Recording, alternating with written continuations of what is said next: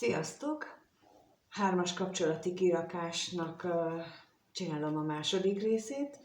Az első részben már megcsináltuk azt, vagy megnéztük azt, hogy az együtt élő, életvitelszerűen együtt élő kapcsolatban és a csak energetikai kapcsolódásban együtt lévő párnál milyen energiák vannak, hogyan működik a kapcsolatuk, és milyen gondolataik vannak egymással összefüggésben, és ettől hármas kapcsolat, hogy a középső személy, az mind a kettő kapcsolatban ugyanaz, és nem számít, hogy van-e még ezen kívül többes kapcsolódás, legalábbis az én mostani kirakásom szempontjából egyáltalán azt nem vesszük figyelembe, viszont mivel azt megnéztük már ott a gondolatot és a jelenlegi szituációt az előző részben, javaslom, hogy nézzétek meg most azt is, és itt pedig megnézzük, hogy most akkor egyébként milyen érzések vannak egymás iránt. Nagyon sok mindent mondtam ott is, javaslatot, hogy mit lehet kezdeni, majd hogyha esetleg érintettek vagytok ilyen jellegűben, úgyhogy nézzétek meg azt is, hogy mit lehet csinálni. Megnézzük akkor, hogy hogyan éreznek egymás iránt az együtt élő kapcsolatban lévők. Kettőt kérnek szépen. Először a társ mit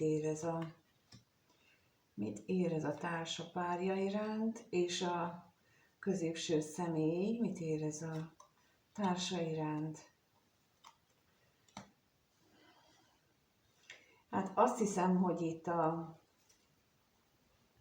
ez a két lap, ez jelenteti azt is, hogy még úgy gondolja, úgy érzi, hogy ő szenvedélyesen szereti ezt a középső szemét.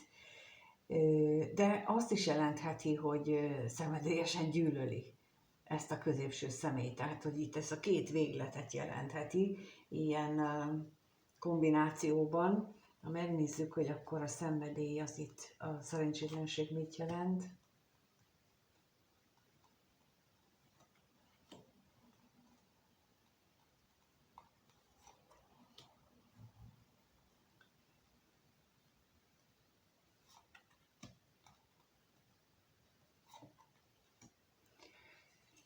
Itt lehetséges, hogy ugye mind a kettő, tehát az is, hogy szereti, és az is, hogy gyűlöli már, és az elköteleződést látja akadályként, így a kapcsolat jövőjét illetően, az érzelmek megélését illetően, de az is lehetséges, hogy ő szerelmet érez még a középső személy iránt, viszont ha a másik részről meg nem jön ez vissza, akkor meg kell tanulnunk azt, hogy adjuk meg a szabadságot a társunknak. És ez a legnagyobb probléma, amit látok általában mindenféle kapcsolatban, és most nem csak erről a kapcsolatról beszélek, hanem azt, hogy tudjunk nagylelkűek lenni. Tudjunk egyszerűen azt mondani, hogy a szeretet nem a birtoklásról szól, és bármennyire szeretlek, de ha te neked én nem vagyok elég, akkor én engedem, hogy menjél. És nem szabok feltételt, és nem manipulálok, és engedem, hogy menjél, mert szeretlek, és azt szeretném, hogy te boldog légy. Na, ez a tanulnivaló az, ami... és ez nem csak szavakban, mert ez szavakban működik, nagyon könnyedén kijelentjük, de amikor még ezek után ott vagyunk, és nézzük a videókban, hogy jaj, mi van vele, na az azt jelenti, hogy nem tettük meg, és nincs az őszinteség. Az őszinteség akkor van, hogy engedlek és menjél, amikor utána tényleg már energetikailag nem kapcsolódom hozzád, és akkor köztetek már nincs meg ez a kapcsolat. Tehát, hogy így ez a különbség. És itt azt látom, vagy azt érzékelem, hogy nem csak, hogy ki nem mondott szavak vannak, hanem akár olyan kommunikációs lehet köztetek, ami nem igaz, tehát ami hazugság, mert az előbb teljesen, meg most is teljesen elmegy a hangom, és itt állandóan javítani, korrigálni kell, tehát, hogy így nem. Vagy az, hogy túl sokat akartok mondani, na még ez a legtöbb esetben például a nőknek ez a legnagyobb problémája, hogy állandóan mindent rá akar önteni például egy férfira, de a férfi nem vevő rá. És ezt meg kell tanulni. Ez is például egy olyan dolog, hogy meg kell tanulni, hogy mikor és meddig beszéljünk, és figyelni a másikra, hogy mikor nem érdekli már, illetve nem az, hogy nem érdekli, nem tudja befogadni, mert ő egy más módon összerakott teremtmény, nem olyan, mint egy nő, egy férfi az másképp van, más a gondolatvilága, más a fókusza, és ez fontos lenne minden kapcsolatban, és nem csak itt, hogy megtanuljuk azt, hogy egy férfinak más és a férfiak meg a nőknél, tehát, hogy ők teljesen eltérőek, és itt bármelyik variáció is van, ha nagyon szereti, ha szinte utálja már, akkor is itt olyan kötelességre hivatkoznak, ami tulajdonképpen csak alibit szolgáltat számukra, és azért, hogy ők neki nézzenek szembe az ő saját feladatukkal, és itt ez lenne a lényeg, hogy felelősséget vállalni azért, hogy nekünk mi a saját feladatunk. És a felelősségem a gyermekkel például arról szól, hogy én neki az egészséges életkörülményt biztosítsam, és ne azt, ahol állandó vitát és veszekedést kell hallani, hanem a szeretett körülményeket, a szeretet érzését élje meg. Megnézzük a középső személy, mi az, amin sok minden gondolkodik. Ő lehet, hogy sok mindenben az anyagiak hiányát látja, illetve azon gondolkodik, hogy mitől lenne ő szerencsés, mi lenne számára, ami szerencsét jelentene. Nézzük a gondolatát. Függetlenül attól, hogy ugye érzésekre kértem rá, de ő mégis, na nézzük a szerencsét is. Itt valahogy ő neki az lenne a szerencse, hogyha itt minden meg tudna változni, ha visszacsinálódnának a dolgok mondjuk 10-20 évvel ezelőttre, és ez is azt jelenti, amit az előbb mondtam, hogy ő sem mer beleállni abba, hogy oké, akkor én akkor itt most borítok, és vállalom, hogy én vagyok a felelős érte, és mert hogy nagyon sokszor például azért is vannak kapcsolatok, hogy nem merjük bevállalni, hogy jaj, mert mit mondanak a szomszédok, a rokonok, a gyerekek, hogyha én borítok, hát én borítok, én vállalom a felelősséget. És aztán majd, ha ennek fontos szerepe lesz, akkor egyszer elmondom, hogy mi volt az én verzióm, vagy nem. És itt a középső személy részéről sincs meg ez, csak egyfajta ábránd van, hogy hát, ha úgy alakulnak a dolgok, hogy végre már nem lesz semmi nehézség itt, és akkor mint hogyha visszatérhetnénk valamilyen régi időbe, időutazásképpen visszacsinálódna. Hát ezek tényleg ilyen ábrándok, amivel az időt mulatják, és nem a feladatnak, mármint az életfeladatuknak megfelelően vannak. Na, megnézzük akkor, hogy milyen érzések vannak a másik kapcsolatban. Mit lehet tudni a másik kapcsolatban lévők érzéséről? Először a középső személynek az érzését, kettőt kérek itt is. A középső személy mit érez a harmadik személy iránt? Mit érez iránta?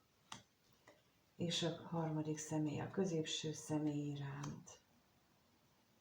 Mit érez iránta? Hát a középső személynek hatalmas változást hozott ez a kapcsolat az életébe. Ezt ő pontosan tudja, nagyon pozitív változást, de mégis őrült nagyot. Na nézzük akkor a halált.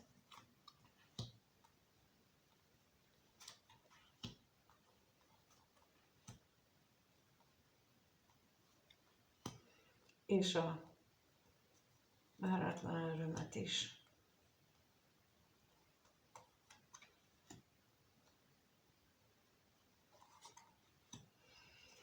Nagyon értékesnek éli meg ezt a kapcsolatot, illetve a harmadik személyt nagyon értékesnek látja, és tulajdonképpen a kapcsolatról alkotott véleményei és gondolatai is megváltoztak, és amit szeretnék elmondani, tehát, hogy így az emberek jó részének vannak kisebb-nagyobb feladatai a 40-es évei után, tehát a 42 évet követően, 42, 45, 49, 50, 52, 55, 60 ilyen időszakokban jönnek olyan energiák, ami arra mozdít bennünket, hogy akkor na tessék ezt megcsinálni, mert onnantól kezdve jönnek ezek a felszólítások, hogy erre az életre, erre ez lett betervezve, mint megfejlődendő, megfejlődni való feladat, és onnantól kezdve mint kapcsolati nehézségek jelennek meg. Ha nem lépünk és nem csinálunk, akkor megjelennek a betegség szintjén, tehát a test is jelez, mert a test mindegy, a felépítésünk, az fogja az isteni jeleket, tudja, hogy mind kellene lépni, és ha mi nem lépünk, akkor jelzi a testnek a betegség szintjén, hogy ez így nem jó irányba haladunk, tehát mivel a testünket irányító, az egészségünket irányító dolgok, azok összekapcsolódásban vannak az égi jelekkel, ők pontosan tudja, hogy nekünk mit kellene csinálni. És ha nem csináljuk, akkor az úgy jelenik meg. És itt azt mutatja, hogy a középső személy nagyon is érzi, hogy ez a harmadik személy az neki egy szuper jó változást hozott az életében, nagyon értékes az ő számára, viszont ez őrült nagy változás neki. És a legnagyobb probléma és legnagyobb kihívás az életünkben az, hogy változáshoz való rugalmas alkalmazkodás. Én most csak azt tudom mondani, hogy vasárnap hajnalban az Uránusz átlép az ikrek jegyébe, és ott a gondolatok, a kommunikáció, a közlekedés, a technikai dolgok olyan ugrásszerű változáson fognak átmenni ez alatt a 7 év alatt, ami most következik előttünk, és úgy fogjuk kapkodni a fejünket, hogy egyszerűen nem fogjuk tudni, hogy most mi történik. Még azok sem, akik egyébként rugalmasak, még nekik is nehézséget fog jelenteni.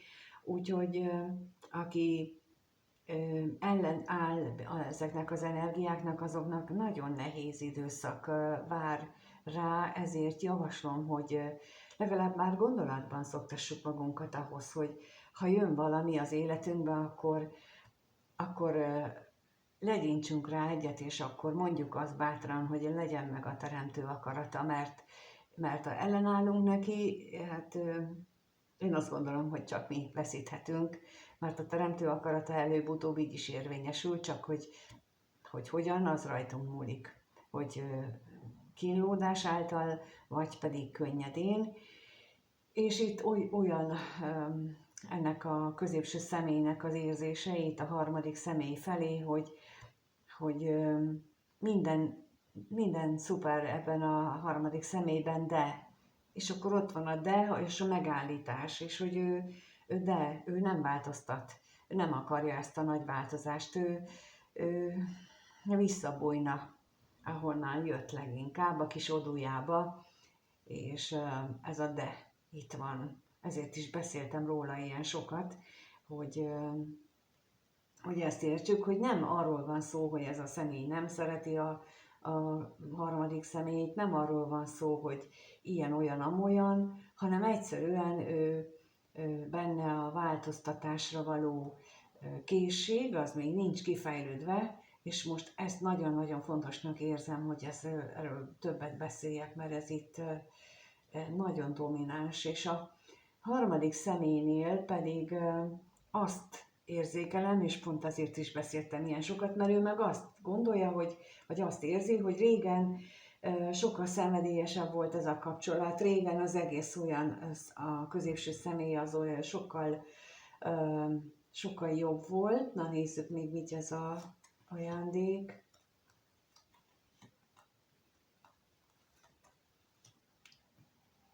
És a szerencsétlenségre is kérek. És hogy újabban úgy látom, hogy eltávolodás van, és fél, hogy hová lettek a vágyak közöttük, de itt most erről van szó, és itt akkor a harmadik személynek is ugyanezt mondom, amit itt a középsőről az előbb mondtam, hogy tehát ne visszafele próbáljunk nézni, hogy jaj, ott mi volt, meg milyen jó volt az, hanem fogadjuk el, hogy most ez van, mert neki ilyen dolga van, nekünk biztos, hogy van valami más, mint a harmadik személy, és mi arra próbáljunk fókuszálni mindenki, mert mindenkinek megvan a maga változtatni valója. Biztos, hogy van, csak mindenkinek más. Neki ez, neki más. És így az érzelmekben ez nagyon lecsapódik, mert nem tudjuk, hogy mi történik velünk. És én azért csinálom a videókat, hogy tudjuk, hogy mi történik a háttérben, értsük meg, és akkor könnyebben tudunk alkalmazkodni. Na de akkor megnézzük, hogy hogyan alakulnak a kapcsolatok. Először az együttélőknek a kapcsolata, hogyan alakul a következő 1-2 hetes időszakban, lássuk, hogyan alakul az együttélő párnak a kapcsolata a következő 1-2 hétben.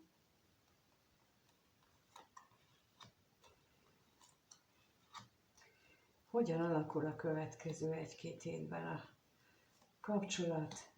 Hát láthatóan az anyagi bizonytalanság lesz itt a középpontban, illetve azok, amelyek a kettejük távolságát, eltávolodását, azokat a nehézségek, amelyek kettejük eltávolodását okozza, amiket az ellenséget nézzük meg.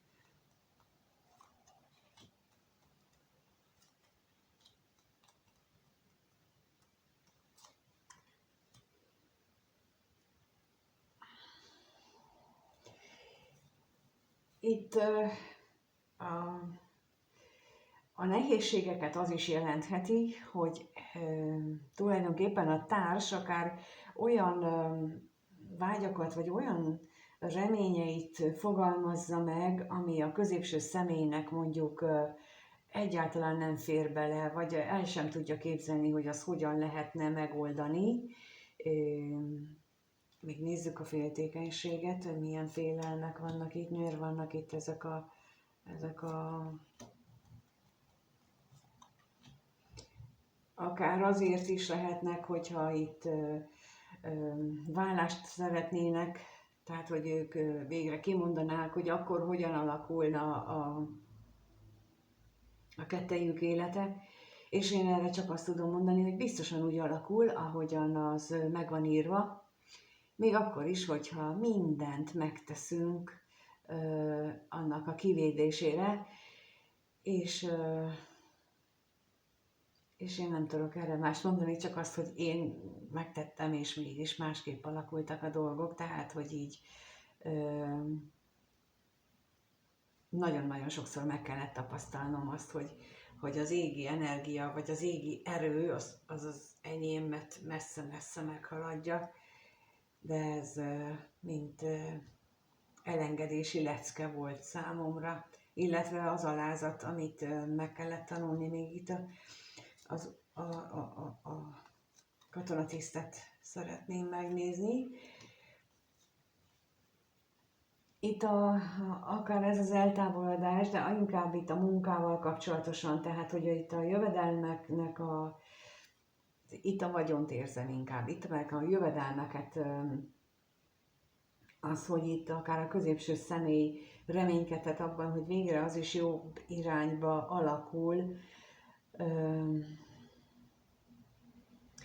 Lehet, hogy itt egy kicsit jobb lesz az energia, mint ami az előző részben, amit érzékeltem, mert ott a jelenlegi energiák azok Hát ettől sokkal rosszabbak. Itt, ami várható, az egy kicsit finomabb. Talán pontosan azért, mert hogy már vasárnap átlép, és a bikából az ikrekbe az Uránusz, és már nem azt a fajta belegyökereztem abba a földbe energiát támogatja, vagy az jelenik meg az életünkben, mert ugye a bikának ő egy nagyon stabil jegy, és kevésbé hajlamos a változásra, és amikor már változik a körülöttünk lévő energia is, akkor talán mi is könnyebben vesszük, és nem kötjük meg magunkat dolgokhoz, és olyan, mintha itt ennek a könnyedsége jelenne meg. Tehát, hogy már nem ez a kifehéredésig szorítom a kezemet, hogy annyira ragaszkodom, hanem valójában itt már egy könnyebb időszak lesz. Nem azt mondtam, hogy könnyű, csak lehet, hogy egy kicsit könnyebb. Na, megnézzük akkor, hogy a másik kapcsolatban mi várható. Mi várható a harmadik személy és a középső személy kapcsolatában a következő 1-2 hétben. Mi az, ami várható?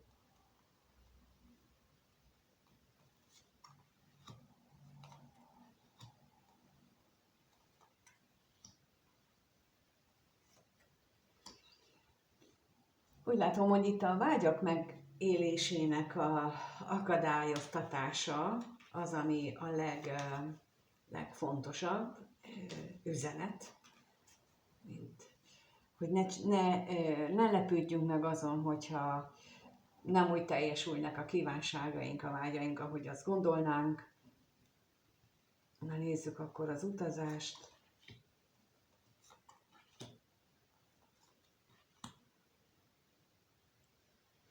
Mert hogy előfordulhat, itt is azt mutatják, hogy előfordulhat olyan, hogy a találkozás nem jön össze, mert valami akadály lesz. Na, nézzük az ellenséget, hogy milyen akadály jön össze itt.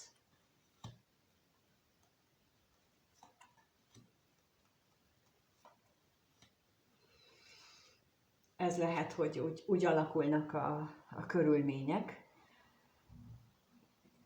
mondjuk így, hogy nem engedik meg, hogy itt találkozás legyen. Valószínűleg azért, mert itt másra kell figyelni, még a kevés, vagy a szerveszteséget nézzük meg.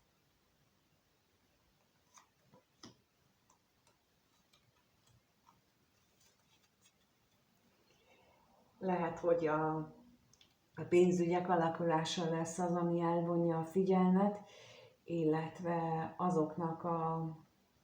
azokkal kapcsolatos belső feladataink, tehát hogy hogyan állunk az anyagiakhoz, és itt azt hiszem, hogy a középső személynek, mert hogy láttuk, hogy a másik kapcsolatában hogyan változnak ott az energiák, és itt most vagyis most nagyon azt érzem, hogy oda visszautalnak a lapok, hogy ott mennyire tud rugalmas lenni majd a középső személy, mennyire tud változtatni, és ennek lesz a lenyomata, a kivetülése az, hogy itt ebben a kapcsolatban összejön-e a találkozás. Tehát aki rugalmasabb lesz középső személyként, és hajlandóbb lesz a változtatásra, ott nagyobb eséllyel kapnak szabad utat a találkozás tekintetében, mint ahol fogalkörömmel ragaszkodik egy régi gondolathoz, egy régi elváráshoz, ott viszont, és így ilyen veszteségnek éli meg az egészet,